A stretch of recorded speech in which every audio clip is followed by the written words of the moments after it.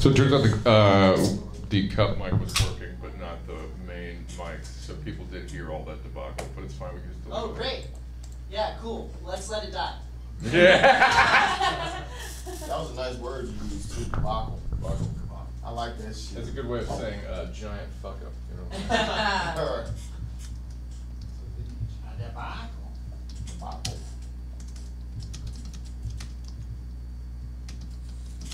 Lose that silence.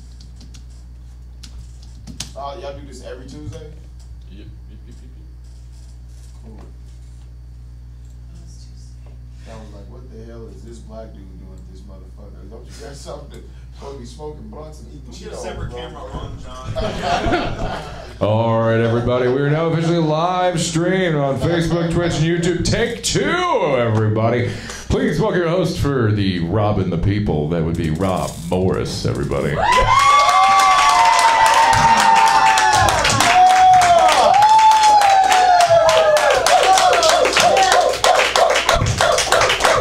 Yeah, what is this, Arsenio? I'm not mad about it. Different show. How's everybody doing tonight? You doing good? Yeah! Fantastic. Thank you guys for coming out. Fabulous North Hollywood, California. Easily the most glamorous spot in LA. Really appreciate you guys being here. Coming out to the fourth wall. Nothing says professionalism like going live a second time, right? Like, that's the way to do business. The people who are going to watch this later, they're not going to know that, but we're going to know that we fucked it up first. And you're saying to yourself, Rob, we went live again. We deleted the first clip. Why are you bringing this up again? We could have just left it off. We didn't have to talk about this. You came out with good energy. We could have pretended like it was all great. This show's about fucking honesty, okay? That's my thing. That's how I want to be direct. I don't want to pretend. For those of you who are watching this after the fact, if you're streaming with us live, we really appreciate you. We love you so much. Thank you for being here. It means the world to us. But like middle children, you mean the world to us, but you're not our favorite. You know what I mean? Like this group of people, these four fucks in this room are our favorites. And we want you to join us. So come out next week, Tuesday, 11:30, and again at 11:45. It's we keep doing it here at the fourth wall. I want to say really quick, I didn't mention this last week, and I'll throw this out. Joe Menente, if you're watching, I'm going to shoot this right down the barrel to you. Joe Menente runs the fourth wall. He owns the fourth wall. He started this wonderful open mic theater that we're building into a number of different shows that are coming to this place. We've got the monthly Trash Only that's coming up, which is a great stand-up show if you haven't caught that before. It's also free. There's also free beer at that. So check it out. Another cool thing, if you haven't heard, we're a little inside LA right now, so all my Texas friends, if you want to skip ahead, that's fine.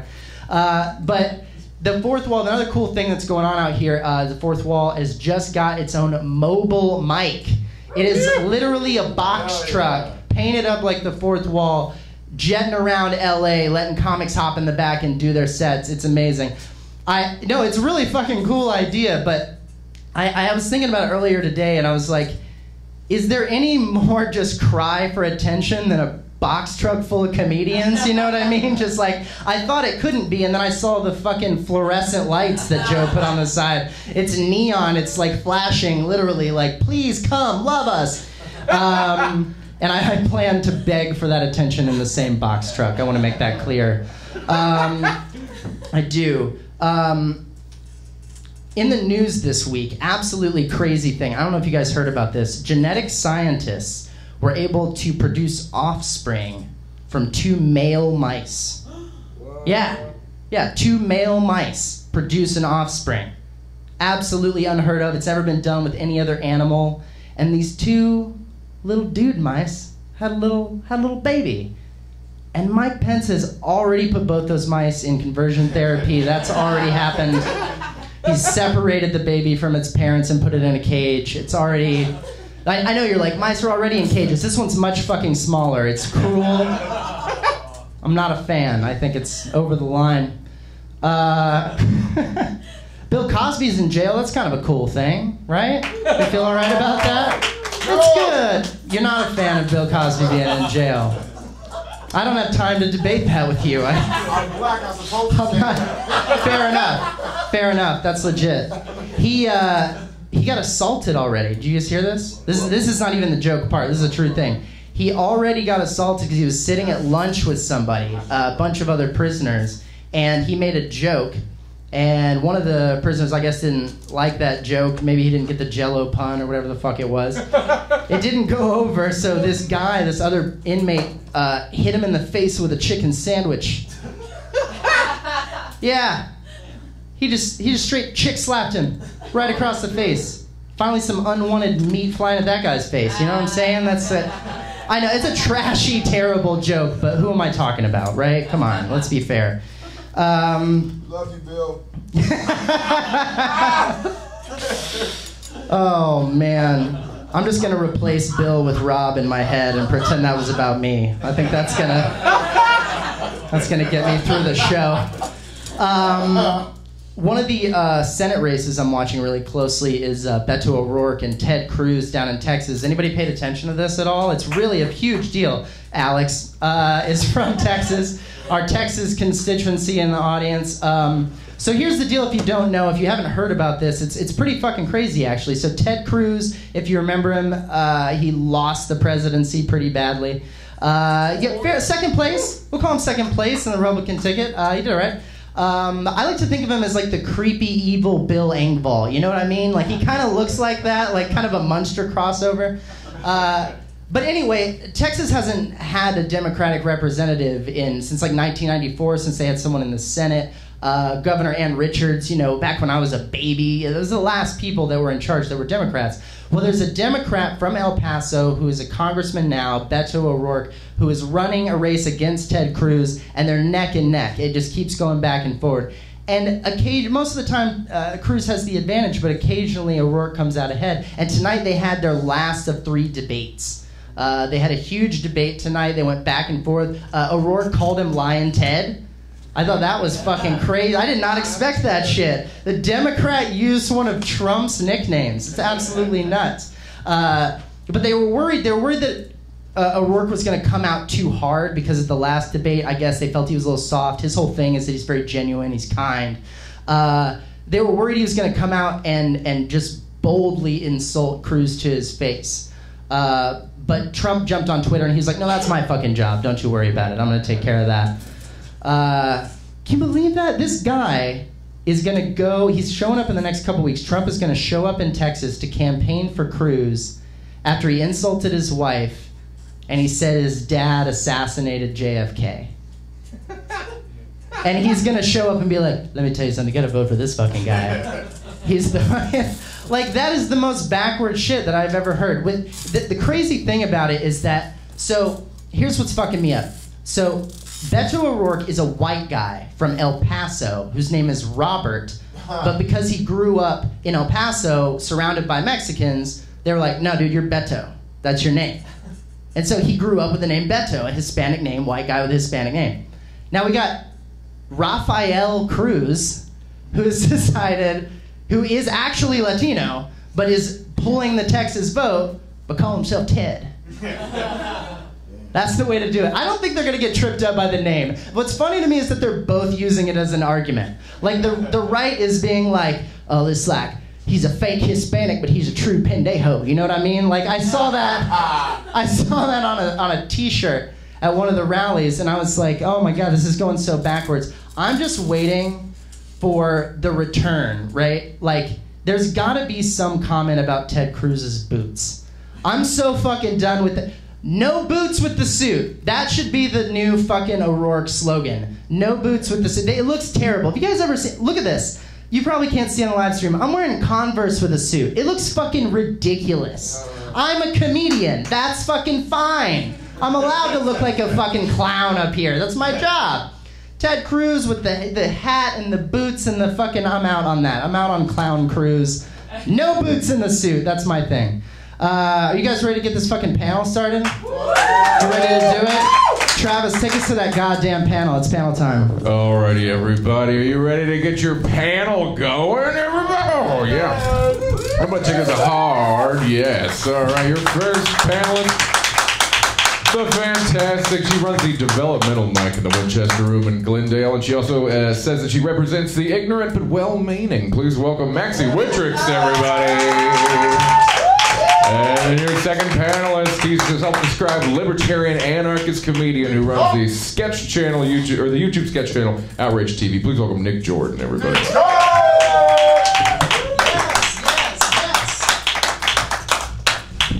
Thank you guys both so much for being here. I really appreciate it. Thanks for having us. Thank you. Absolutely. So we're gonna get right into it. I've got every week so far that I've done this being the second, every fucking week. The two.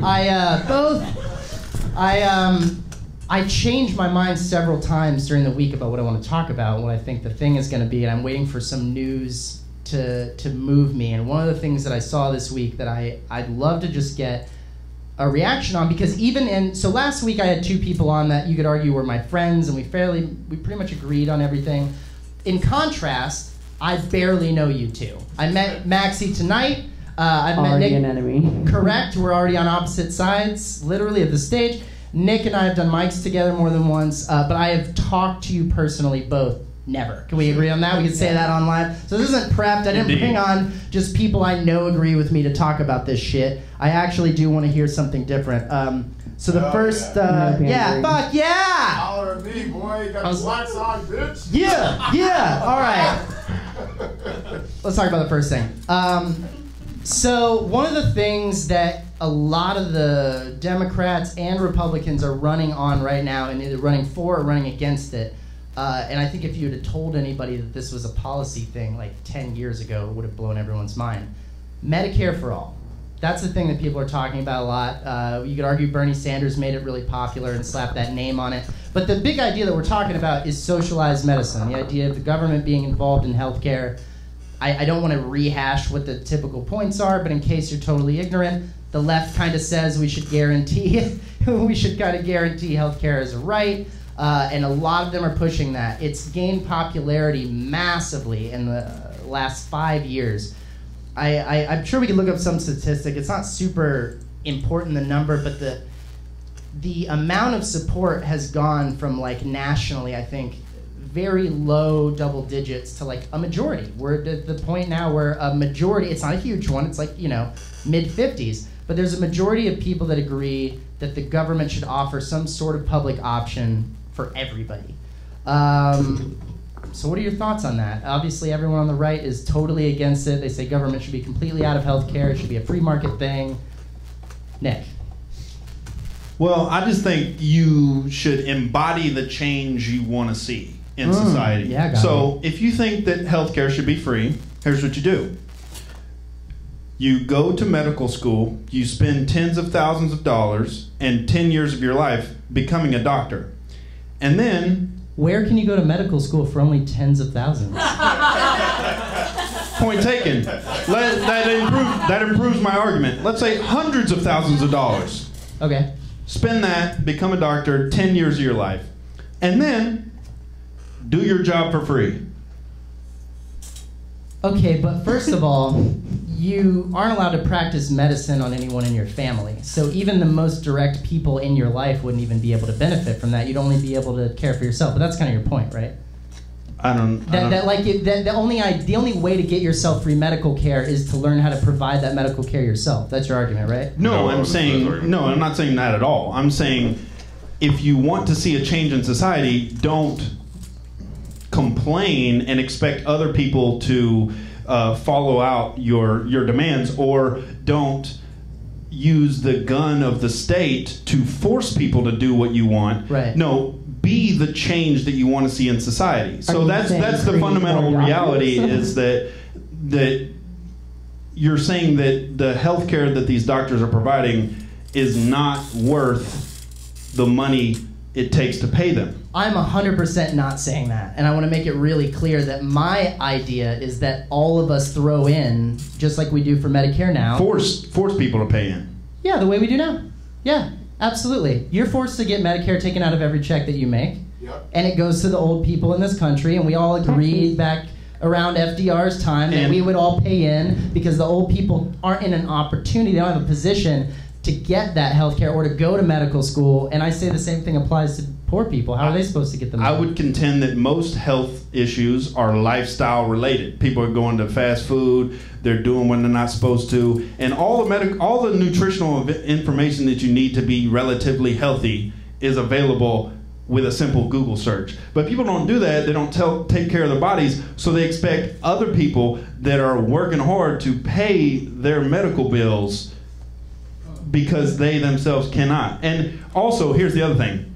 People act like in the total free market, you're gonna get turned away and die in the street, which is not true. Now. You can go to any hospice that's backed up by religion and churches and everything. You can go and get care and not pay for it. They're not going to turn you away at the door and let you die in the street. But it might ruin your credit and your debt forever. I'm sorry, Maxi, it's time for you to talk. Come on. All good. I was worried about being the one who sounded stupid. Thanks, Nick. Care to explain that? How did I sound stupid? I know when I don't know shit.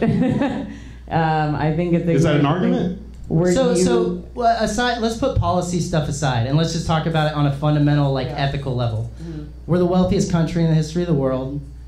Countless other countries have shown that there is more than enough different ways to allow the government to provide an option. And a lot of the arguments against that is like, oh, you're going to wait in lines. You're going to be waiting in line forever to finally get a procedure. First of all, DMV. Fair. No, the DMV is a great fucking argument about why when the government has full control over something and there's no other interaction that it gets clogged up. It's not a perfect system, believe me. And when I say that I'm in support of Medicare for all or socialized medicine, do I think that when we roll it out, it's just going to solve all the problems? Fuck no. It's going to be complicated and messy and probably fucked up, but there's just no way it could be more complicated, more messy, or more fucked up than the for-profit system that's in place now. There's just no way. What's wrong with for-profit? I think there's a problem anytime that you profit off of something that has to do with personal services in that way. I think there's a problem. It gives people an incentive, I think. Absolutely. And you know what? Here's the thing. That's some super free market bullshit, though, Nick Jordan. I'd have to disagree with you. Is that an argument? Absolutely. We all kind of threw out. Well, that's bullshit. That's not an argument. No, I mean, it's mainly a free market bullshit thing because that's trickle-down economy. That's the whole thing where it's just like if you don't have an incentive, then people will do nothing. And I think that's bullshit. No, I'm not saying that. But that's your implication. So let's pull back for a second because I want to give Maxi an opportunity to throw out what she feels about the subject, which you don't have to know much about how the policy works to have a feeling about, because the idea that, okay, here's a metaphor that I heard some time ago, and I wish I could remember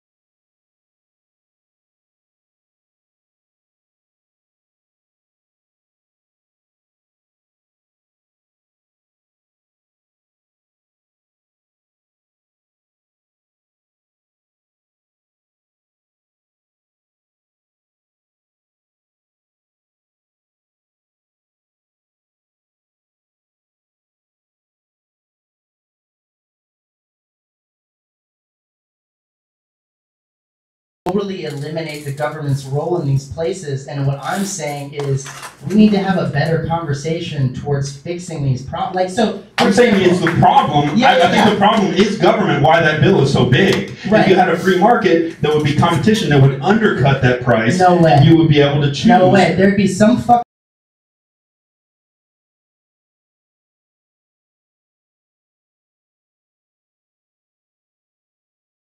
in this country. There's only Because like 5. there's government intervention. No, man, no. Because each of these insurance companies has bought out the other smaller insurance companies to build a conglomerate that runs everything. Well, don't act like insurance companies in our free market. That's a totally interventionist system that's set up. The whole thing is the whole Obamacare thing was a bailout to the insurance companies.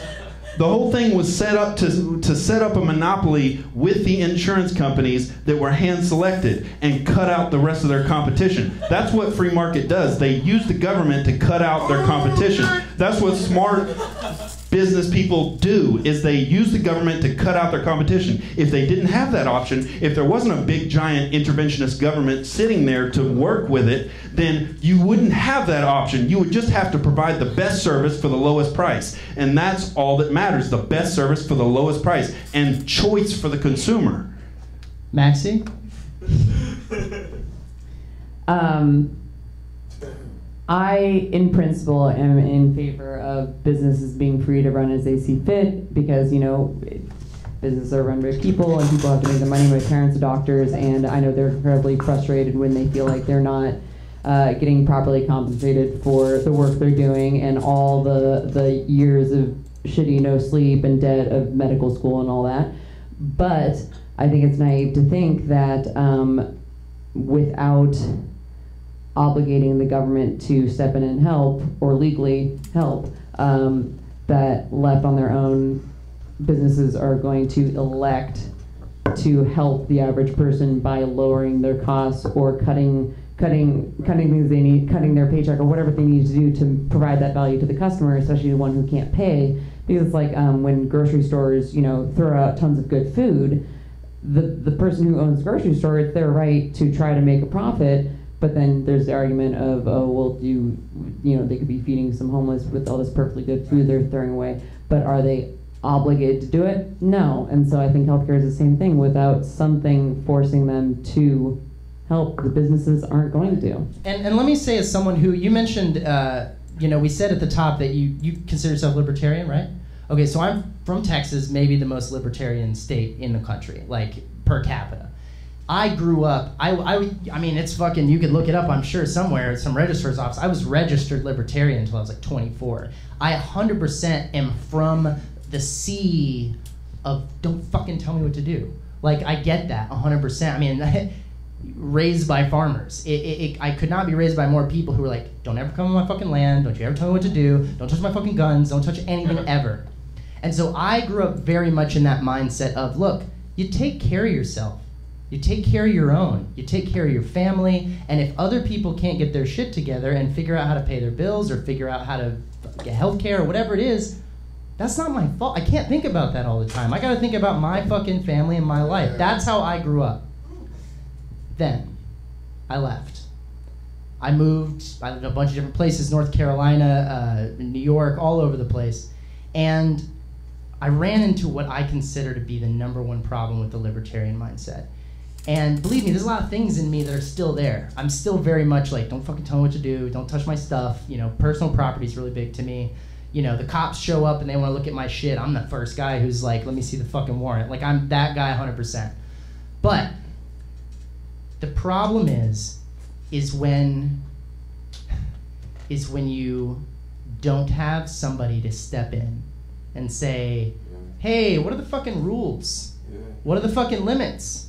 What are the, you know, there will be somebody. Yeah, maybe, let's say we give the benefit of the doubt. And let's say we got 10 billionaires who are running everything. Let's give them the benefit of the doubt and say that 7 of them are fucking Bill Gates. They're going to give away as much money as they possibly can. They're going to be philanthropists and be charitable and give back. They're going to redistribute their wealth because they see that that's necessary. They literally have too fucking much. Let's say 7 of those 10 do that. The other 3 will find a way to steal so much fucking money from us that it will totally eradicate the idea that those other people are bailing us out, because the truth of the matter is you do need redistribution of wealth to keep a country this big functioning. You just do. I like what you said there, but for someone to be concerned about stealing money from everybody and think that government is the answer is hilarious to me, because what do you think taxes are? That's when I pay into the government and they provide me services. You don't. Pay implies choice. That's why we don't fucking have There's fire. no choice. No, that's why we don't have fucking fire insurance anymore, dude. Like, we used to have a program in this country where if you wanted the firemen to come put a fire out at your house, you had to pay them insurance. And then we finally went, you know what? Maybe it's in our best interest as a country if we all make sure that no matter whose house is on fire, we come fucking put it out. And do we have to take a little money out of your check to make sure that happens? Yeah. You'll thank us when it catches fire. But I'm just saying, it's a philosophical truth that is theft. You don't have a choice to pay your taxes, do you?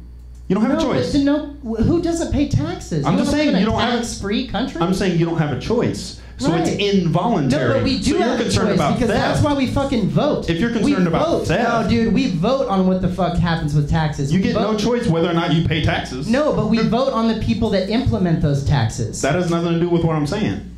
I don't understand your point. What you're saying is I have no choice. I'm saying my choice is at the ballot box. Your choice is either way you're shelling out money. You don't have a choice for that. You don't have a choice over your own wallet. I think it's in my best interest to take a large portion. It doesn't matter what you think because they're taking it either way. Right, but what I'm saying is I support it. What I'm saying is I support it. It doesn't matter if you support it. They're taking it either way. I don't support it. They're taking mine too. Then what is your point, Nick?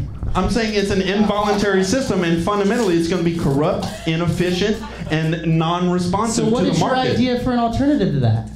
To not have a government and have a system of choice and voluntarism where people choose to interact with businesses, choose to interact with other people. You're having a lot of faith in people's good nature. You're expecting everybody to be a good guy. Think you're having, fucking newsflash, they're not. I love that point. I love that point. I've heard that a million times. Here's the thing.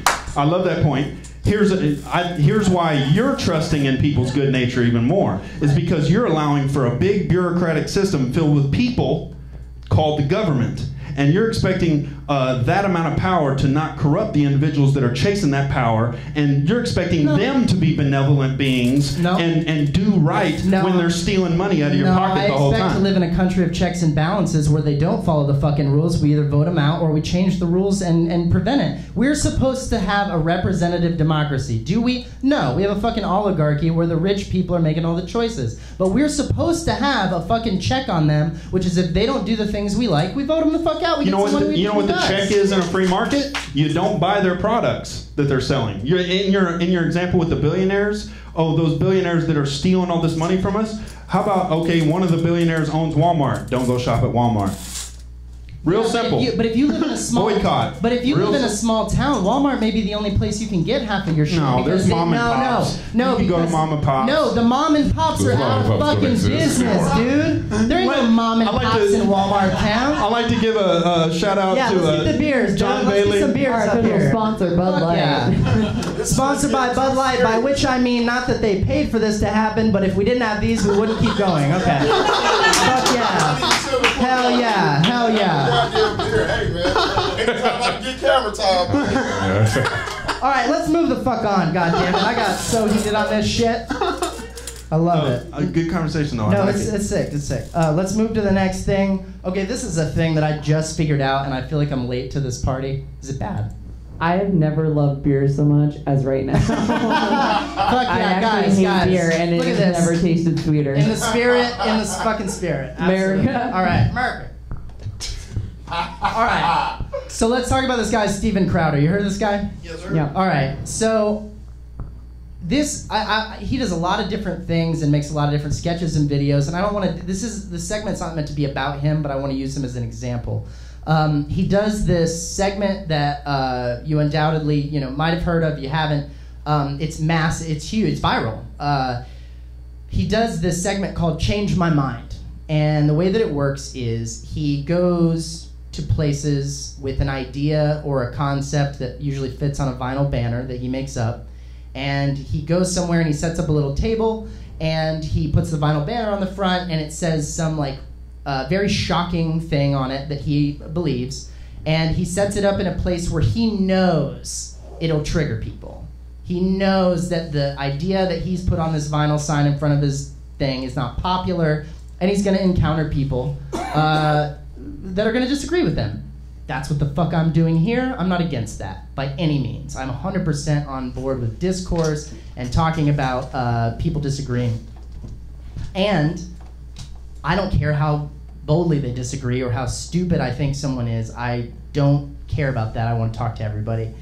But the issue I have, and Travis, can we show that on screen for a sec? Pulling it up right now. Wonderful. We're going to show you a real, quick screenshot. And you guys aren't able to see this, but I'll describe it to you. Basically what it is that Steven's got his little table set up with the vinyl sign on it, and it says, rape culture is a myth.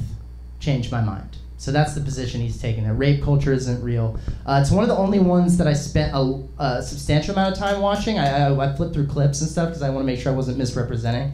But I did watch about 25 of probably half the rape culture video. He also does one on male privilege is a myth. There are only two genders, changed my mind. He has several of those. The problem that I have is the way he presents the video. And it's a problem I have with the left and the right that's happening all over the place. Which is instead of doing pat myself on the back, what we're doing here, which is to raw, unedited, this is our conversation, this is what I said, this is what you said, this is what you said, take it or fucking leave it. He cuts these videos together, and he finds, in my opinion, and now I can't see all the raw footage, he'll find the most hysterical fucking person who's the most triggered by this upsetting thing that he's come out and said, and he'll cut together half the fucking video on that so that it looks like the people who support that side are fucking crazy. And they're just like, they have no facts, and they're stammering, and they're upset, and they're emotional, and he's like very, oh yeah, this like fake look of I'm listening to you. It's really fucking insulting. It's very patronizing. It's under the We can't hear you when you take the microphone. It's under the that's fair. It's under the guise of oh, I'm listening to you, I'm hearing you out, we're sharing our opinions about this, but really it's a fucking trap.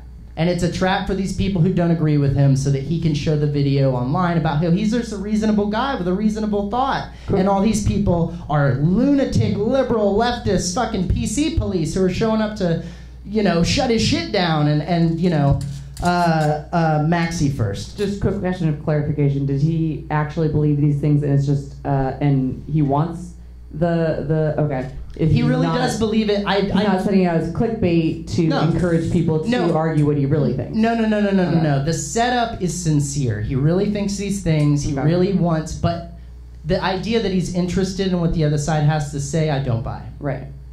He's setting them up to look like to help prove his point. Correct. As opposed to making an argument with them. And he does, believe me, it's not like he's silent. He says things. He's like, well, I have this statistic, blah, blah, blah. What do you think about that?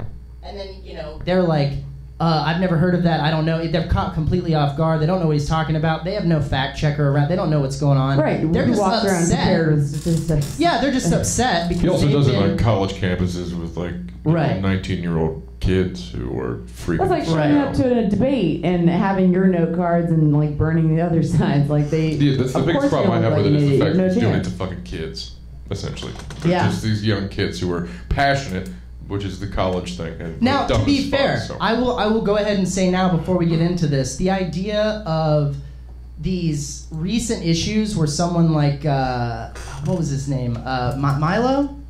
What was his last name?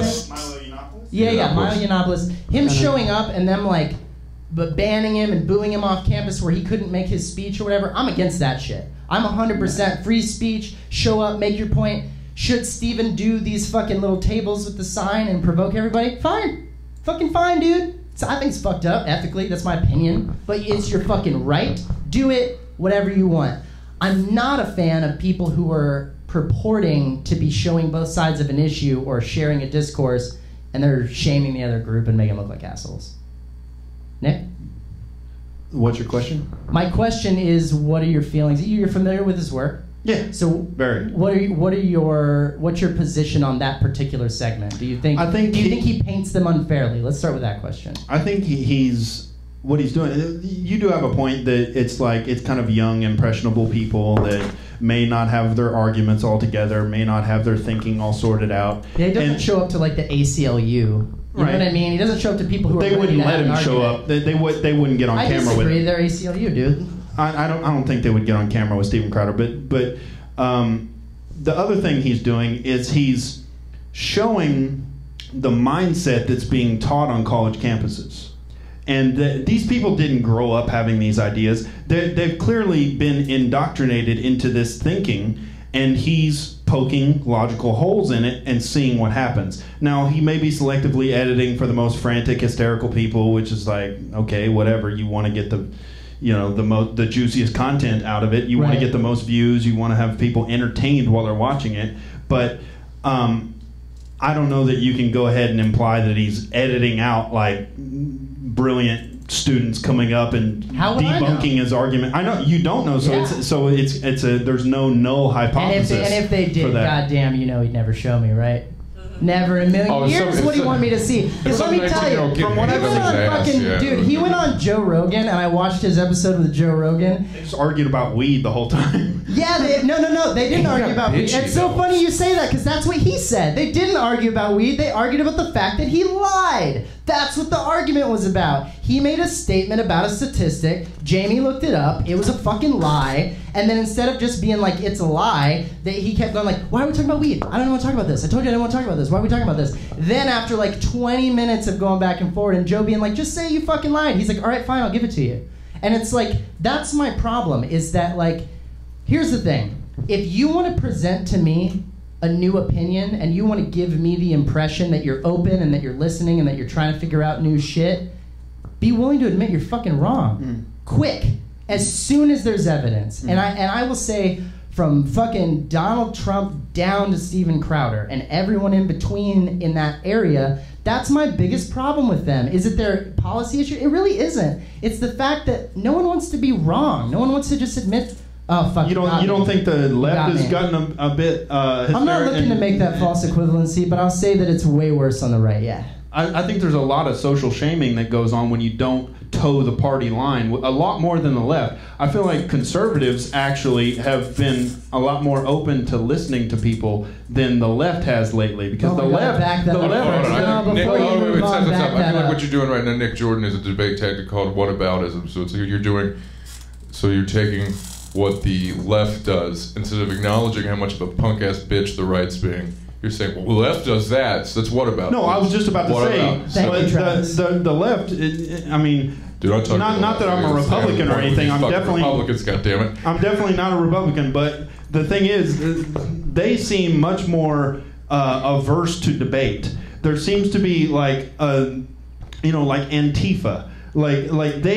They're shutting down Milo Yiannopoulos shutting down Ben Shapiro at Berkeley. They don't want to hear the other side. And, the whole thing with triggering, anytime you hear an argument you don't like, you emotionally flip the fuck out like you're not getting a toy at Walmart when you're 6 years old. Like, that's not a valid thing to do, and that used to mean you lost the debate. Now it's like a race to see who can get offended first. And then they are in the higher moral standing. And that's the complete upside down world of what it should be. Are you saying Republicans don't have the same emotional responses and outbursts? Kanye does. What are you talking about?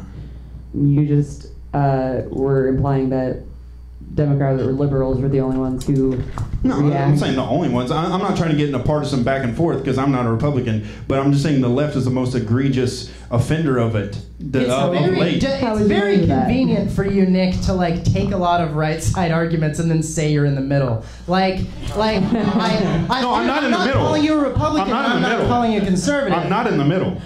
I'm a libertarian anarchist. And I'm not, dude, and I'm less interested in whatever labels you want to put on yourself as much as I'm saying, like, the continue shaming and attack on the left. I'm just saying it's not a good argument to back that up when you say, but I'm in the middle. I got no horse in the race. I'm not in the middle. Okay, well then what did you say? You're not a Republican. I'm a libertarian anarchist. Right. So I'm as far right as it can possibly ideologically get. Right. On all things, you feel like? Okay, let me ask you a question, Nick. This is a real thing. Just philosophically, it's a non-aggression principle. No. This is the thing I want to know for real. What was the last left point of view you heard that you agreed with? Anything that you were like, you know what, fuck, that makes sense. I mean, I think gay people should be able to do whatever the fuck they want. I don't care about. Hey, all right, yeah. I think weed should be legal. Okay. I think the drug war is horrible. I think all the foreign entanglements that we're getting into it's the downfall of every empire in history, and it's a foil, and it's stupid, and we're still doing it even under Trump. The spending is ridiculous. When the taxes need to be drastically cut. This used to be the smallest government in the history of the world when this country started. It was a republic. It was the smallest government in the history of the world, and it was basically military, police, fire, and rudimentary, like very central things. And then it grew into what it is now, the biggest government in the history of the world. The wealthiest country in the history of the world. Thanks to capitalism, not thanks to the government growing bigger. The government doesn't make anybody money. It just steals money that other people make. You don't by chance remember the Great Depression, do you? Because that's the last time capitalism kind of got fucking out of hand. No, that wasn't capitalism. And the government stepped in and created restrictions on the banks, and that's why we're here now, right? I don't think that the free market had anything to do with the government, with the Great Depression. You think the free market had nothing to do with the Great Depression? Yes, because here's why. The Federal Reserve was created in 1913, which centralized all the money creation. We got off the gold standard, and fractional reserve banking became the norm, right. Which meant that banks could leverage out way more money than they actually had on hand. And then the banking system and the government got in cahoots with each other, which is what happened when the Federal Reserve was instituted. It's the Federal Reserve. It's not a federal institution, people. It's a private institution run by unelected people that set the national interest rates, set the money supply, dictate whatever all the banks can do. That's why we got into the financial crisis of the most recent one, is because they're setting all of these regulations that banks have to follow that aren't dictated naturally by the market. They're dictated by a handful of people, unelected oligarchs like you're talking about in the Federal Reserve, that decide all of our monetary policy for 350 million people. They get to decide what we do. Just going to fact check all of that's true, by the way. So, yeah, keep going. Go ahead. Thanks, Trav. Federal Reserve, 1913. That's when the whole fact here. No, you don't have to back it up. He said you're right. Oh, okay. No, He's used to the opposite. mode. I'm sorry, He's buddy. very used to the opposite. I get it. He's on guard right now. That's right. No, everything you said is 100% true. Yeah, that's true. No, this is fun for me. And probably this is something. One I wouldn't have done right if now. I didn't think it would be fun for you. Maxi, anything on that? I'm enjoying this immensely. You're just having a good time. She's just gonna fucking mic stand it for the rest of the. Just keep feeding me beers. This is getting interesting. Oh shit. All right, so let's talk about the next thing then, because this is interesting to me. The difference between nationalism and patriotism. And Nick, I've heard you say before that you're not a nationalist, right? You wouldn't define yourself that way. Again, I'm not crazy about labels, but let's just use your words. It's complicated because nationalism in general is dumb. Just having an allegiance to a flag or a creed that's baseless, that's emotional, I don't think any nationalism is emotionless. Anyone. I don't think anyone. No, I said emotional.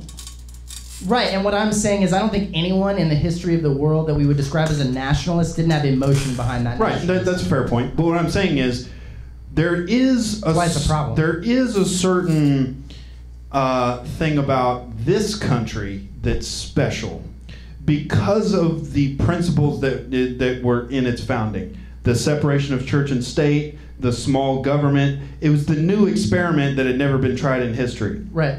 And that, I think, is something to be treasured and celebrated and something to get back to. Small government, free market capitalism. I ultimately want no government, but there's a long multi-generational transition that has to happen for that. Yeah, I don't think you're going to be here for it. No, dude, I'm eating my vegetables. Yes, I'm eating my vegetables, dude. How many generations is that going to take, and how many nuclear bombs have to go off? Like fucking Hunger Games. Yeah, there's no fucking way, dude, and you're definitely getting nominated as tribute. But it's I'm just going off. All right.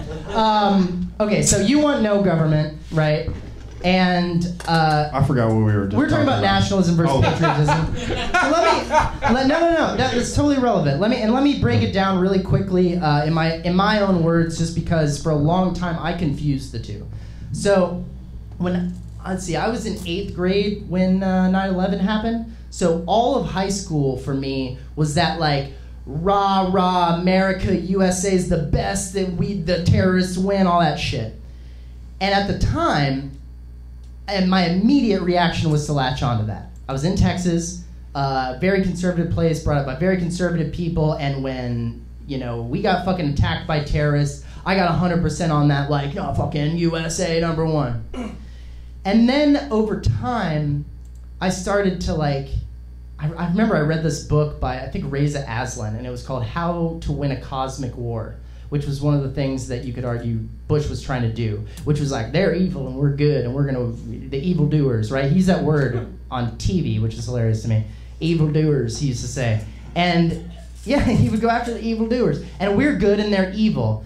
And the book that I read basically broke down the idea that, like, you'll never win a war like that because, first of all, you can't beat all the evil people. There will always be evil people. You can't destroy terrorism. It's just gonna, it's an idea. You can't, it's like destroying happiness. Like you'll never do it. Tell that to my parents.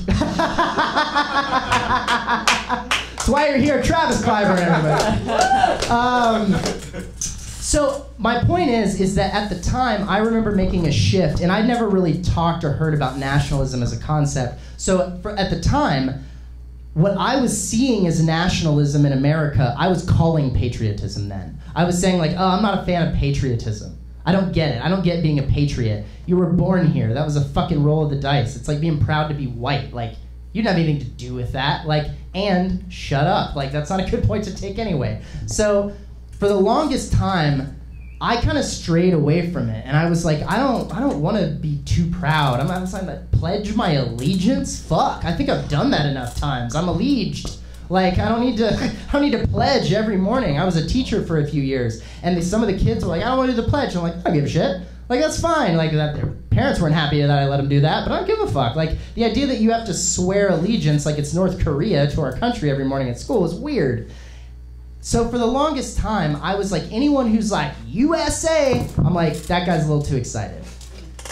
But now I'm starting to try to wrap my brain around those two ideas, which is fucking nationalism is the idea for me.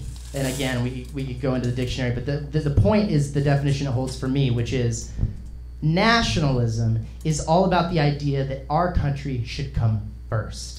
That's the big difference. Patriotism is more about being proud, like you just said, about the ideals that you think your country is about. Some people think this country's about inclusion. Some people fucking don't. Whether or not whatever this country means to you, if you like that and you want to be proud of it, fine. I don't really get on that bus because I don't really think like that, but that's fine. But the idea, and this is big right now with Trump, America first. America first. He's gone to the UN, he's gone to the Paris Climate Accord, every single thing he goes to, he says, hey, look, we're here, we're gonna play ball, whatever the fuck, I don't care, but America first. I just wanna let you know, that's my number one thing. If America's not first, then go fuck yourself. I totally, in a way, like I said, I grew up libertarian in Texas, right? You take care of yourself, take care of your family, fuck everybody else. Not fuck everybody else. I'm telling you that's how it's raised. Okay, but that's not libertarianism. I understand. But what I'm saying is, like, it's about putting yourself above and first in other people. And what I'm saying is, honestly, I think that the notion that one group of people, whether it's Americans or white people or men or whoever the fuck it is, being first is harmful. I think that gets in the way. I think the idea of us going to other countries, especially like the UN, and standing up in front of everyone else and being like, look, we're all about fucking being good friends with everybody and we all get along, but by the way, fuck you, America first. Like, I don't think that's helpful. I think that's harmful. Thoughts? Completely agree. So cool, Nick? So I think here's what Trump was tapping into, and it speaks to what you're talking about with George Bush and the wars and the foreign entanglements. So And this is what Ron Paul was doing as well, but he didn't have the bravado, he didn't have the testosterone Absolutely to get it across. agree, yeah. So it's not about being pacifist, it's about taking care of the problems we already have. 20 plus trillion in debt. The government is big and bloated and out of control in this country. You have divisions back and forth between people. Really quick, I think before we think about anything in the Middle East, before we think about Russia, before we think about China, before we think about anything, before we think about I can't remember the name of the organization. The UN. United Nations. The UN. Before we think about adding an extra layer of bureaucracy that we don't even elect those people, adding an extra layer of bureaucracy over the already big and bloated and out of control government, before we think about that, let's look at the problems going on in our own room. Jordan Peterson, let's clean up our own fucking room before we worry about other people's shit and getting entangled in other people in nation building and invading Iraq for some reason. But if the rest of the world is struggling and we have the means to help them, isn't it in our best interest to do that? Like, aren't we all on the same... Struggling in what way? Whatever. I'm saying let's talk about the Paris Climate Accord. A bunch of countries got together and we're like, let's cut down our emissions, let's save the planet, let's try to keep this from spiraling out of control. And Trump's like, fuck that stuff. The planet's going to be fine. People are fucked, to quote George Carlin. But the planet's going to be fine. This dude's going to be swimming. Very fair point. This guy's going to be swimming in the valley talking about how we're fine. No. There's no predictive data that implies that climate change has anything to do with it. Didn't they come out last Nick, week and say we have 20 years? Nick, you were just saying that we need to take care of our own shit first, and whatever resources are required to make that happen and rebuild ourselves from the inside. If we are putting all of that towards being first at whatever cost, and whatever metric it is that Trump or whoever wants to be first, in whatever sense that means to him, that means throwing resources towards achieving that, rather than maybe making a priority of whatever problems you're talking about need to be fixed first internally. I don't see how dealing with America's problems first doesn't deal with America's problems. So you're saying trying to be number one at the same time as dealing with the problem? It's not about be number one. It's about... That's what I brought up. That was my point. It is about being number one. Fix number one, because number one is fucking going down, dude. This is but we don't have we're swirling the toilet bowl right now as an empire. We don't have one guy who fixes things. We can do more than one thing at a time. We can give aid to certain countries that need aid. With what money? We're broke. Money we spend on the military. With the money we pay to the NBA players. They get paid too much. First of all, it's not cash lying around an apartment, okay? That's not how the government works. We don't have to go, the pizza guy's steal it here. from you. We don't have to, it doesn't work that way. First of all, the whole idea that so you were just talking about the debt and the deficit. We're all playing with fake money. So let's set that aside for now. We're talking about how bad the numbers get at this point. Until shit gets real. Sure, but that's later and you swimming in the valley and shit. That's way fucking down the road. There's no government then. We're not worried about that. I got a good breaststroke. I believe it. Oh, fuck. Guy with his breaststroke. My point... No, it's fine. God damn it. How much time we got left this shit? I've lost. I fucking derailed. Totally forgot what I was talking about. He hashtag me. The debt and the deficit. Over that one, buddy. Sorry. Right. The idea that every time, this is a thing I hear constantly. Every time the left wants to do something, the right's argument is how we're gonna pay for it. Every time the right wants to give fucking tax breaks to bajillionaires and fucking increase the military budget, we don't talk about the money. We never talk about finding the money for that. I don't agree with that money. I know you don't. Because that's government spending and that's not Nick Jordan's territory. I 100% understand that. However, what I'm saying is that I feel like the notion... We got to work towards things that we can accomplish, and that was one of the things that I loved about Bernie Sanders' campaign. Is that a lot of people threw out. Dude, you didn't need to say that. I knew how you felt before. We all know, Nick. So one of the reasons I loved that is because everyone on the left, and it drove me crazy. Everyone on the left was like, "He's pie in the sky. None of those things will ever happen. You can never pay for him. It's all impossible. It sounds great."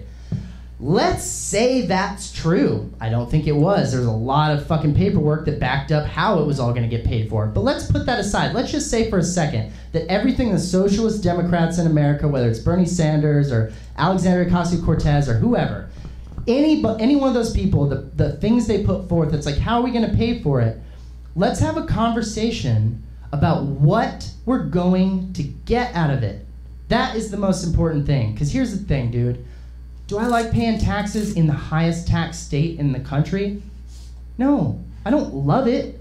I moved here. I've lived in 4 other states, one of which had no income tax. None. If that was the most important thing to me, I'd live fucking there. The reason that I live here is because I'm a fan of the way California takes my money, steals it from me. Yeah. By force. Fucking force. At the point of a gun. Yeah, like a fucking barbarian. They come and they club me over the head. They take some of my money and then they fund the police and the goddamn fire department and the fucking schools and they fix the fucking roads, not quickly, but they fix them and I want to see where all my money's going. Just real quick, here's the argument on taxes. Here's the big argument. Whose argument? Your argument? Here's the argument on taxes. If you don't change your mind, with this, it's not going to be changed. Okay, so so here we go. Okay, so let's say there's a fictitious policy being touted.